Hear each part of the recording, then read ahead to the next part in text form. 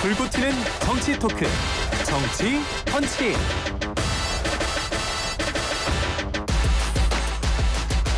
YTN 라디오 뉴스 파이팅 4부 바로 이어가겠습니다. 정치권의 강펀치 날려주실 정광재 국민의힘 대변인 김용남 전 의원 나와 계십니다. 어서 오십시오. 네, 안녕하세요. 안녕하세요. 설 연휴 잘 보내셨습니까? 예, 새해 복 많이 받으십시오. 새해 복 많이 받으세요. 네, 건강하십시오. 네, 감사합니다. 여야 의원들로부터 아주 상반된 민심을 들을 수 있었습니다. 예. 두 분께서는 좀 객관적으로 민심을 좀 전해주셨으면 좋겠는데요. 먼저 김용남 전 의원께서는 민심을 어떻게 읽고 계셨어요? 근데 지금 예. 민심은 그 친척들끼리 모여서 아예 정치 얘기는 하지 말자 이런 얘기를 초반에 시작하고 자리하는 경우가 많죠. 예. 저희도 마찬가지였습니다만 왜냐하면 워낙 첨예하게 대립해 있고 그리고 그 뭐랄까요 윤석열 대통령의 퇴진을 당연시하는 입장에서는 이게 도저히 용납할 수 없는 행위가 벌어졌단 말이에요. 그러니까 이게 사실상의 내란 행위가 벌어졌던 거기 때문에. 근데 또 그 반대편에 서 있는 분들은 우리가 8년 전과 똑같이 당할 수는 없다. 뭐 이런 것 때문에 지금은 집안 식구들 모여도 아예 정치 얘기는 하지 맙시다. 이런 경우가 대부분인 것 같아요. 그렇군요. 예. 정광재 대변인 가족도 그러나요? 저희는 뭐 제가 현역 정치인이다 보니까 그래요? 뭐 저희 쪽으로 많이 와 있습니다. 그래요? 예. 예. 그래서 탄핵이 너무 좀 지나치게 거칠게 진행되는 거 아니냐 이런 얘기들을 하는 분들이 많았고 사실 그 정치적인 문제보다 여기서 자영업자들이 정말 어렵잖아요. 그래요. 특히 우리나라는 맞습니다. 자영업 비중이 뭐 세계 어느 선진국보다 높은 수준인데 그래서 다녀보면 아시겠지만 뭐 임대 정말 많이 나와 있고 맞습니다. 임대는 또 안 빈집이 되는데 많아요. 임대는 안 되는데 임대료는 또 굉장히 비싸게 책정이 돼 있고요. 네. 이런 문제들과 관련된 얘기도 많았고 네. 또 하나는 뭐 이재명 대표에 대한 네. 반감은 확실히 우리 사회에 있다. 최근에 뭐 민주당 뭐 이재명 대표의 대권 지지율 이런 것들을 봤을 때 우리 사회가 이제 민주당이 집권했을 때는 우리 대한민국이 어떻게 갈 것인가 이거에 대한 걱정하시는 분들도 좀 많이 있었던 것 같습니다. 알겠습니다. 국민의힘은 어제도 그랬고요. 이재명 대표는 안 된다는 목소리가 압도적이겠다라고 주장한 반면에 민주당은 정권 교체가 시대적 요구다라는 민심이었다라고 읽고 있어요. 예. 그거는 거짓말은 아니라고 저는 생각해요. 왜냐하면 그 양 진영이 각자 만나는 그룹이 틀리기 때문에 자기가 만나는 사람들은 그 목소리가 주류일 수밖에 없는 거죠. 그렇군요. 아무래도 국힘이나 민주당은 다르니까요. 만나는 그룹이. 예, 알겠습니다. 모두 국민을 이야기하는데 객관적으로 봤을 때는 서로 말하는 국민의 누구인지 딱 알 수가 있어요. 이쪽 지지층 저쪽 지지층이요. 예. 최근 그러면 여론조사로 한번 좀 민심을 분석해 볼게요. 앞서 저희가 이제 MBC 조사 27일부터 28일 조사 개요는 자세히 전해드렸는데 여기 보니까 탄핵 인용 의견 58%, 기각 의견이 39%로 나타났었고요. 정권 교체 야당 후보 당선은 50%, 정권 재창출 여권 후보 당선은 44%로 나타났어요. 어떻게 읽어야 되겠습니까?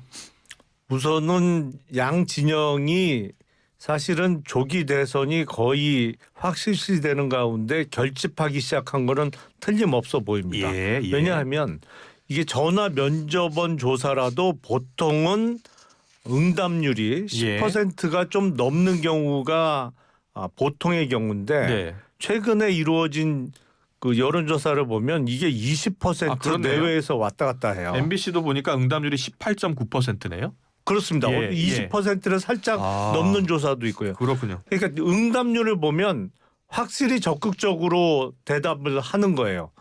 그래서 저는 지금 나오는 여론조사는 양쪽을 제외하고 소위 본인의 정치적 성향을 중도라고 대답한 사람 고층이 어떻게 응답했느냐 그걸 보는 게 제일 중요하다고 생각을 합니다. 그렇군요. 어떻게 좀 더 자세히 들여다보셨나요? 어떻던가요? 그런데 아무래도 중도층의 입장에서는 탄핵 찬성 비율이 거의 65대 35 내지는 뭐 6대 4 정도로 높고요. 중도는 그렇게 나타나고 있고요. 정권 교체를 희망하는 비율도 비슷하게 높게 나타나는 게 대부분의 여론조사거든요. 네. 그래서 지금의 선거 지형 내지는 정치 지형은 내란 행위 내지는 뭐 불법적인 비상계엄 사태로 인해서 어쨌든 야당에게 유리한 거는 사실이다. 그렇게 읽어야지 이게 여론조사에서 정당 지지율이 비등비등하게 나오니까 우리가 해볼 만하다. 이거는 약간 그 국힘 쪽에서 상황을 네. 오판하고 있는 거 아닌가 싶습니다. 정관희 대변인님 오판하고 있는 아니 상황을 오판하지 않습니다. 예. 지금 뭐 지적해 주신 부분이 저희가 판단하고 있는 것과 일맥상통합니다. 아, 그래요? 어차피 조기 대선이 치러진다면 네. 이게 지난 2022년 대선에서 0.73% 차이였잖아요. 예. 각각의 진영이 결집한다고 했을 때 이번에도 탄핵에 따른 조기 대선이라는 특징이 있음에도 불구하고 예. 그 차이가 크지 않을 수 있다. 그러면 결국에는 중도 진영에서 어느 쪽의 편을 들어줄 것이냐. 예. 그게 정권 재창출이냐 정권 예. 교체냐인데 중도 진영에서 생각하고 있는 것은 지금 김영남 의원님 말씀하신 것처럼 그 계엄이 잘못됐다. 네. 그리고 탄핵이 인용돼야 한다라는 의견이 높다는 것은 그렇군요. 결국 그것이 정권 교체 쪽으로 조금 더 무게를 둔 의견으로 종합될 수 있기 때문에 네. 그 부분을 어떻게 우리 당이 설득시켜갈 수 있는가가 다음 조기 대선이 치러진다면 예. 관건이 될 것 같아요. 지금으로서는 우리가 뭐 유리하다고만은 할 수는 없는 상황인 것 같습니다. 예, 뭐 조기 대선 이야기 나왔으니까 조기 대선 가능성과 관련한 뭐 각종 여론조사가 나오고 있잖아요. 그런데 그 한동훈 전 대표가 정치 재개를 선언하고 후보 도전에 나선다면 가능성이 얼마나 있다고 보세요? 일단은 당내 경선에서 지금 상황에서는 김문수 장관이라는 높은 허들을 뛰어넘어야 되죠. 근데 거기서 제일 중요한 건 경선 룰입니다. 역시 경선 룰. 국민의힘은 당원 50% 여론조사 50% 비율로 경선하도록 되어 있는데 네. 여론조사에서 이른바 역선택 방지 조항을 넣느냐. 그러니까 민주당이나 뭐 다른 야당 지지자들을 제외하느냐 아니면 다 오픈해서 여론조사를 하느냐에 따라서 유불리가 확연히 갈릴 수밖에 없거든요. 예. 근데 역선택 방지 조항을 넣어서 여론조사를 실시한다라면 김문수 장관이 유리할 수가 있고요. 이제 한동훈 전 대표가 역전을 시키려면 본선 경쟁력은 내가 뛰어나다. 그러면서 당원들의 마음을 움직여야 되는데 본선을 생각하자니 또 오세훈 시장이라는 또 높은 허들이 있어요. 그래서 예. 쉽지 않은 경선과 뭐 그런 과정이 될 거라고 저는 봅니다. 그래서 글쎄 가능성은 조금 낮지 않나 싶어요. 그렇군요. 정관희 대변인께서는 어떻게 예상하세요? 그 5대 5거든요. 당원과 민심 비중이 5대 5인데 이게 그 2007년에도 그 박근혜 전 대통령 후보와 예. 이명박 전 대통령 후보 때도 5대 5였어요. 그래서 지난 20년 정도 유지된 그 당원과 민심 비율을 이번에 바꿀 수 있을까? 저는 바꾸기 어렵다고 보고 과거와 같은 룰이라면 역선택도 포함되어 있게 될 텐데 저는 개인적으로는 우리 당의 지지자들도 굉장히 전략적이라고 생각이 들거든요. 예. 본선에서 이길 수 있는 후보가 누구냐를 결국에는 손을 들어줄 건데 그러면 지금 그 당심에서 뭐 또 여론조사에서 높은 평가를 받는 김문수, 홍준표 두 분보다는 중도 확장력이 있는 오세훈, 한동훈 두 분의 최종 후보 가능성이 높다고 보는데 네. 두 분 간의 우열을 뭐 지금 제가 말씀드리기 좀 어려울 것 같고 결국에는 오세훈, 한동훈 두 분이 경쟁하지 않을까 그렇게 예상하고 있습니다. 그렇군요. 예, 야당에서는 이재명 대표 가능성이 이제 다 높게들 보고 있잖아요. 이제 후보가 될 가능성이 높은데 일단 야당에서는 지금 비명계가 목소리를 내기 시작했잖아요. 네. 그리고 여기에 이재명 대표가 또 어제 문재인 전 대통령도 마침 예방했고 어떻게 보셨어요?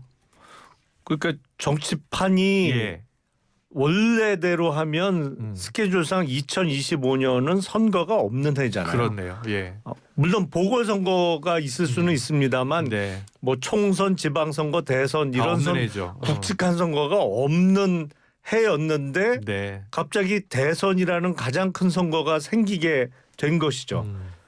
그러니까 이른바 민주당 일극 체계를 완성했다고 평가받던 이재명 대표도 이제는 이게 선거판으로 바뀌면서 선거판이 되는 과정에서는 누가 뭐래도 을 중에 을이 후보거든요. 네. 후보 되려는 사람이 제일 을의 입장에 설 수밖에 그렇군요. 없어요. 그렇군요. 그러다 보니까 찾아가고 예방하고 예. 또 평소에는 안 들리던 비난이나 욕도 먹고 그런 상황이 되는 거죠. 왜냐하면 을이 돼가고 있거든요. 자기 그렇군요. 선거를 치러야 되니까 그런 과정이라고 봅니다. 근데 예. 지금 민주당 체제에서는 과연 이재명 대표를 꺾고 최종적인 대선 후보로 올라설 수 있는 사람이 나올 수 있을까? 예. 뭐 그거는 가능성이 거의 없어 보이죠. 어제 문재인 전 대통령이 이제 통합을 또 강조했고요.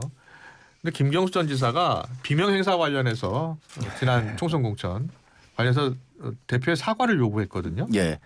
저는 어제 그 문재인 전 대통령 이재명 예. 민주당 대표 회동하는데 포용과 통합 얘기해갖고 좀 웃겼어요. 아, 그래요? 왜냐하면 문재인 전 대통령이 통합 포용 얘기하니까 뭔가 좀 잘 안 맞는 느낌? 2017년에 적폐 수사한다고 해서 우리 사회를 정말로 대한민국을 두 동강 낸 장본인이 문재인 전 대통령이었다고 저는 생각하거든요. 예. 이념 진영이 이렇게 강화된 게 결국에는 전 뭐 2017년에 있었던 정권 교체와 그에 따른 적폐 수사 그거에 따른 후유증이라고 보는데 예.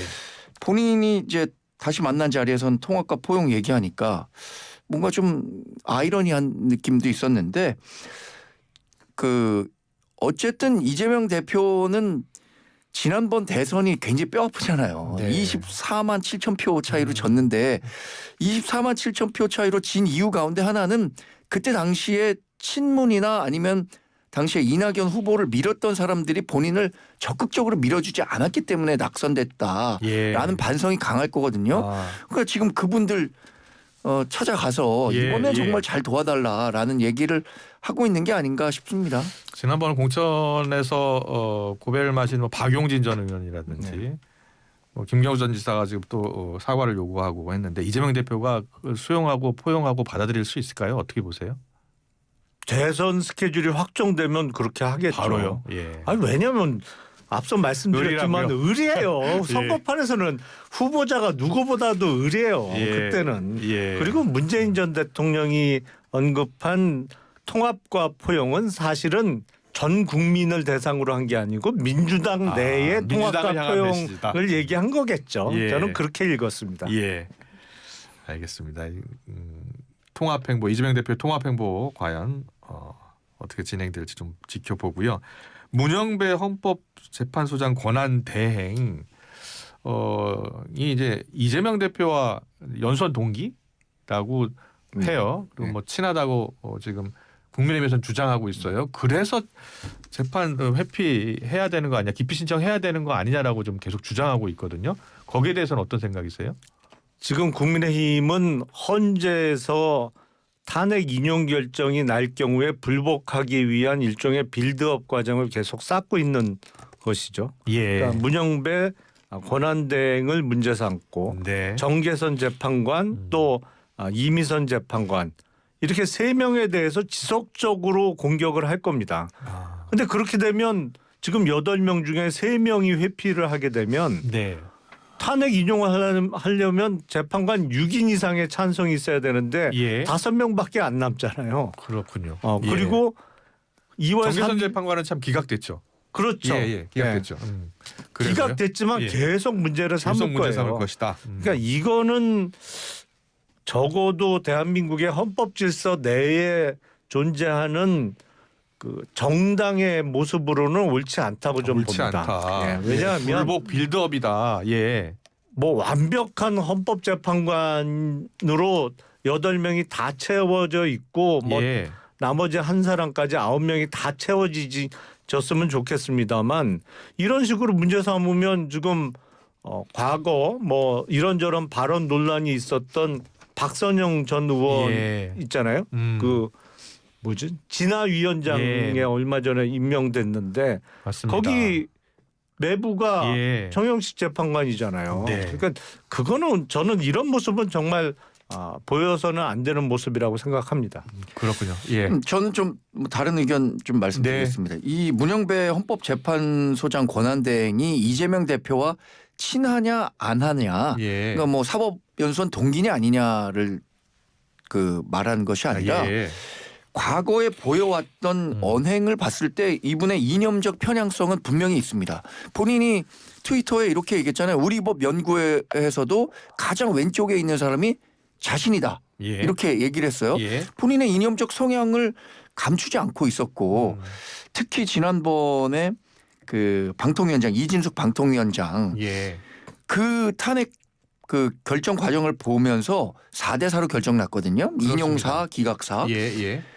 사실 이진숙 방통위원장 탄핵에 대해서는 헌법재판소에서 이 정도 판결이 나올 거라고 우리 당에선 전혀 예상하지 못했습니다. 왜냐하면 예. 이렇게 인용을 주장한 재판관이 4명이나 됐다는 것은 이분들이 벌써 이번 그 대통령 탄핵에 대해서도 일정 정도의 방향성을 갖고 있는 건 아니냐라는 예. 부분들을 지적하고 있는 거고요. 문영배 권한대행 같은 경우에는 과거의 언행들 뭐 이재명 대표와의 뭐 친분설 이런 것들을 했을 때는 당연히 회피 신청을 본인이 해야 되는 상황임에도 불구하고 네. 안 하지 않고 있다는 부분을 지적하는 거거든요. 예. 그 문영배 헌법재판소장 권한대행 과거 SNS 글이 이제 좌편향됐다라고 국민의힘에서는 주장하고 있거든요. 그 혹시 그 SNS를 잠깐이라도 보셨습니까? 그런데 예. 그래서 헌법재판관 9명의 구성 방법을 우리 헌법이 대통령목 3사람, 국회목 3사람, 대법원장 추천목 3사람으로 정해놓은 것이죠. 네. 그러니까 이 어떤 다양성을 반영할 수 있도록 만들어 놓은 것이고 동일한 비율로 예. 상권에 분립시켜 놓은 거잖아요. 네, 네. 추천할 수 있는 사람의 몫을. 그렇습니다. 예. 그리고 대통령 몫도 정권이 바뀌면서 당시 대통령 몫으로 계속 바뀔 수밖에 없는 것이고 대통령의 임기는 5년인데 헌재 재판관 임기는 6년이에요. 그러니까 대통령보다 헌재 재판관 임기가 더 길어요. 그러다 보니까 전 정권, 현 정권 몫이 항상 섞여 있을 수밖에 없는 것이죠. 네. 그렇게 섞어서 만들어서 결정하라는 게 우리 헌법 정신 아닌가 싶어요. 그러니까 예. 좌도 있고 우도 있을 수 있는 거예요. 근데 그 좌라는 게 이른바 경제 정책에 있어서의 분배를 더 중시하느냐 성장을 더 중시하느냐의 문제라면 저는 문제될 게 없다고 봅니다. 그런데 예. 이게 친북 내지는 종북을 의미하는 좌냐? 그러면 진작에 걸렀어야 되는데 걸르지 못한 우리 시스템이 문제인 거죠. 그런데 예. 저는 문영배 권한대행이 무슨 친북이나 종북의 문제가 있어 보이지는 않거든요. 예. 뭐 문영배 권한대행은 이제 여러 댓글을 통해서 부인을 하고 있고요. 예. 여기 이제 계속 논란은 계속 될 것 같아요. 국민의힘은 계속해서 재판 기피 신청도 요청할 것을 검토하고 있다면서요. 네, 관련한 내용들은 다 검토하고 있는데 예, 그건 뭐 피고인이 갖고 있는 피소추인이죠. 피소추인이 예. 갖고 있는 권리 내에서 행할 수 있는 거라고 생각하고 네. 민주당이 가끔 그런 얘기합니다. 뭐 결국에는 헌법재판소 판결에 대한 불복 빌드업 아니냐 이렇게 예. 얘기를 하는데 예. 저희 당이 그렇게까지 생각하고 있는 건 아니라고 저는 생각하고요. 네. 사실 이 재판 불복은 민주당의 전유물이죠. 지난번에 그 드루킹 사건 진실은 법정 밖에 있다라고 했었던 김경수 전 경남지사라든가 한명숙 예. 총리 같은 경우에 대법원 판결 이후에도 전혀 재판 결과에 순응하지 않고 있잖아요. 예. 저는 박근혜 전 대통령도 탄핵 재판 이후에 승복해갖고 결국엔 전직 대통령으로 알겠습니다. 국민의힘은 이제 불복하지 않을 것이다. 그럼요. 예, 네. 알겠습니다. 예. 다음 주에 이제 윤석열 대통령 탄핵 심판 5차 변론 기일이 진행되잖아요. 이제 우리가 지난주 때는 이제 김용현 전 장관의 답변 내용, 질문 답변 내용을 다 들었고 이번에 보니까 다음 주에는 여인영 방첩사령관, 이진우 수방사령관, 또 홍장원 국정원 차장까지 이제 다 등장을 하는데 그동안에 윤석열 대통령이 주장했던 내용과 다른 진술을 했던 사람들이에요. 어떻게 전망하세요? 그러니까 지금은 피소추인 입장에서는 우호적인 증인은 끝났고 예. 이제는 입을 맞춰주지 않을 가능성이 높은 증인들이 줄줄이 기다리고 있는 것이죠. 그렇기 때문에 그 상황에서 근데 이 다음 주에 나올 증인들이 무슨 간접적인 증인이 아니거든요. 예, 직접적으로 당시 대통령과 주요 종사자죠. 통화를 했다. 뭐 이런 지시를 받았다라고 이야기하고 있는 증인들이기 때문에 다음 주에 글쎄요. 이 고비를 어떻게 넘을 수 있을까요? 저는 별로 방법은 없어 보이는데요. 이렇게 네. 김용현 장관처럼 무조건 맞다. 뭐 지금 말씀하시니까 기억이 납니다. 이럴 증인은 이제 안 남아 있는 것 같아요. 어떻게 예상하세요? 저도 김용현 전 국방부 장관에 대한 증인 신문 때보다는 예. 윤석열 대통령 변호인단이 준비해야 할 게 많을 것 같아요. 왜냐하면 이분들이 이미 검찰 조사에서 예. 특히 공소장에서 나타난 진술을 보면 지금 윤석열 대통령 측에서 주장한 것과는 상반되는 의견들이 많이 있거든요. 이것을 어떻게 사실관계가 잘못됐다라는 것을 증명해야 할 텐데 네네. 그 증명 여부에 따라서 헌법재판관 분들의 판단이 달라질 거잖아요. 예. 근데 이분들도 형사 재판을 받고 있기 때문에 그렇군요. 그 공소장에서 했었던 진술들을 번복하기가 어려울 것 같다는 생각이 들어서 예. 더 치밀한 준비를 하지 않으면 지난번 김용현 전 국방부 장관 때처럼 이렇게 뭐 주고받기 식으로 넘어가는 그런 신문은 안 될 것 같아요. 국민의힘에서는 그 곽 특수사령관, 곽종근 특수사령관이 처음에 유튜브에 나와서 요원을 끌어내려 했는데 이게 의원으로 바뀌었다라는 주장을 계속 하고 있는 거예요. 어떻게 보세요? 그거는 예.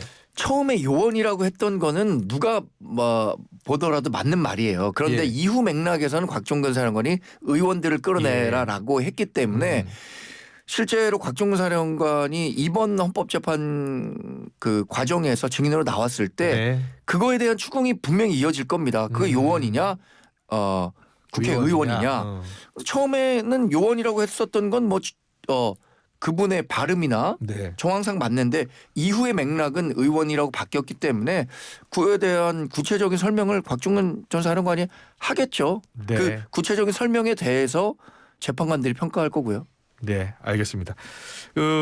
지금 탄핵 심판 2월 말에서 3월 초쯤 소추 결과가 나올 것 같다고 하는데 변호사시니까 언제쯤으로 예상하세요? 저는 그 전부터 2말 3초 말씀을 계속 드렸고요. 예. 그래서 이제 조기 대선이 이른바 벚꽃 대선 얘기가 있을 때 벚꽃은 지고 장미가 피기 전 그 사이 그렇게 예상하셨군요. 대선이 실시될 가능성이 제일 높지 않냐는 3월 말씀을 초라면은 2개월 후니까 5월 초가 될 수 있겠네요. 예, 그렇죠. 그러면 벚꽃은 보통 4월 초에 그러네요. 피잖아요. 예. 4월 첫째 장미 주 대선이 될 것이다. 근데 장미는 또 5월 말에 피니까 그러나요? 예. 벚꽃은 지고 장미는 피기 전에 그러니까 예. 그 꽃놀이 갈 일이 별로 없을 때 뭐 놀러 가지 말고 선거하게 되는 분위기가 되지 않을까 싶어요. 그래요? 그럼 이재명 대표 2심 결과는요? 공직선거법 위반. 2심 지금 결과는요? 재판부에서 특별한 일이 없으면 2월 26일 날 결심 공판을 하겠다고 했으니까 그렇게 하겠다고 했죠. 보통 결심하고 뭐 간단한 사건은 2주 후 선고 기일 아니면 좀 복잡하면 3주 내지는 4주 후 선고 기일을 잡으니까 예. 이거는 중요 사건이라 보고 3월 하순쯤 선고 기일이 잡힐 가능성이 가장 높겠죠. 근데 저는 그 과정에서 예. 이재명 대표의 변호인 측이 얼마나 재판부의 그런 지금 미리 언급한 재판 일정에 순응하는 태도를 보이느냐가 네. 대선 결과에도 영향이 있을 거라고 저는 생각합니다. 그래요? 김영남 의원님이 저랑 예측하는 시기가 두 개가 다 정반대네요. 아 그래요? 예. 저는 예상해 보세요. 이재명 대표에 대한 그 2심 판결은 예. 3월 중순이면 나고요. 아 탄핵 재판은 3월 말 정도가 돼야 될 것 같습니다. 그래요? 왜냐하면 예. 어떤 이유 때문에요? 예. 이재명 대표에 대한 그 재판은 1심 판결문 대부분 원용해도 될 정도로 예. 1심에서 거의 완벽에 가까운 판결문을 써놨기 때문에 2주면은 그 선고 공판이 있을 겁니다. 2월 26일에 2월 2주 26일 지나면 결심 공판하고 2주 뒤. 네, 예. 그러면 3월 뭐 한 중순이면은 2심 결과 나오는 거고 탄핵 재판은 지금 윤석열 대통령 측이 계속해서 증인들의 그 발언에 대해서 반대 신문을 하고 있고 예. 사실관계에 대해서 그 요청을 하고 있어서 그건 조금 더 길어질 수 있을 것 같아요. 저는 3월 말 정도로 예상하기 때문에 예. 뭐 대선은 한 5월 말 정도 이렇게 알겠습니다. 그런데 이재명 대표 입장에서는요. 최종 판결은 대법원 판결이 확정될 때까지는 무죄 추정 원칙이기 때문에 2심 결과가 나오더라도 출마하겠다라고 하면 출마할 수 있는 거잖아요. 그렇죠. 예. 법률적으로는 피선거권이 박탈되기 위해서는 대법원의 대법원 확정 최종 판결이 있어야 됩니다. 예, 확정이 돼야 되는 것이기 때문에 예. 3월 뭐 중순이 됐던 하순이 됐던 항소심 선고가 되더라도 5월 초의 대선이라고 보면 스케줄상 대법원의 확정 판결이 나오기는 어려운 스케줄이죠. 그렇죠. 예. 633 해도 어렵네요. 예. 그렇죠. 예. 예. 저도 2심이라는 그 무거운 모래주머니를 달고 이재명 대표는 대선을 치를 수밖에 없을 것 같아요. 그렇군요. 이재명에서 예. 그 2심에서도 분명히 피선거권 박탈에 해당하는 형이 나올 것을 확신하고 있기 때문에 비명계에서는 2심 결과가 나오면 또 민심이 달라질 것이고 비명계도 목소리 더 크게 낼 것이다. 이렇게 이야기를 하는데 실제로 영향이 있을까요? 영향이 조금은 있겠죠. 없을 수는 없겠죠. 예. 왜냐하면 우리 헌법상 대통령은 불소추 특권이 있습니다. 네. 근데 대통령이 재판도 그러면 안 받는 거냐? 그건 명확한 규정이 없어요. 그러니까 만일 당선이 되더라도 네. 당선된 직후라도 대법원 확정 판결은 가능한 거 아니냐라는 또 논란이 있을 수 있거든요. 예, 예. 그러니까 그런저런 점을 들어서 비명계 쪽에서는 이른바 후보 교체론 이런 걸 꺼낼 수는 있겠죠. 근데 지금 민주당 구성으로 가능할까요? 그게? 예. 알겠습니다. 국민의힘 입장에서는요. 만약에 네. 조기 대선이 치러진다면 예. 윤석열 대통령과의 선긋기 해야 될 가능성도 있잖아요. 중도층 외연 확장을 위해서는. 어떻게 보세요? 굉장히 어려운 주제입니다. 예, 예. 윤석열 대통령을 넘어서 그러니까 계엄을 넘어서 새로운 비전을 보여주지 않으면 네. 우리가 대선에서 이기기 어렵다는 판단은 하고 있을 겁니다. 네. 예.